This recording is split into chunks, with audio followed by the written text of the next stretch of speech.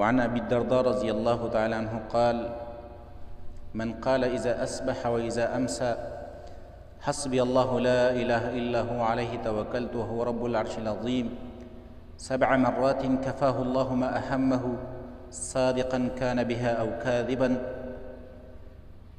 ابو داود رحمه الله یو حدیث نقل کړی په روایت د ابو درداء رضی الله تعالی عنہ باندې.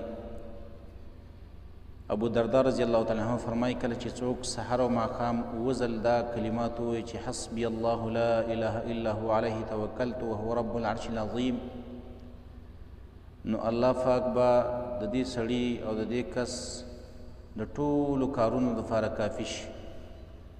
هر څومره کارونو اراده چې د کړې ده الله به ورله کافي شي. د ټول کارونه به الله سر ته ورسوي، د ټول ضرورتونه او حاجتونه به الله پوره کړي. او بیا په د حدیث په اخره کې دي صادقا کان بها او کاذبا. دا کلمات که دې سړي په یقین سره ویلي او که په یقین سره نه ویلي، په دواړو صورتو کې به الله پاک د ټولو کارونو دپاره کافي شي.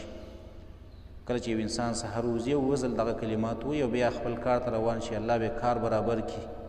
هر څومره ګران کار ته چې د اراده کړې ده، یا ماښام و یا د شپې څه کار اراده ده او څه کار کول غواړي، الله پاک به ورله پوره کړي. او که په یقین سره ویلي او که په یقین سره نه وي، په دواړو صورتونو کې به الله پاک دغه کار پوره کړي.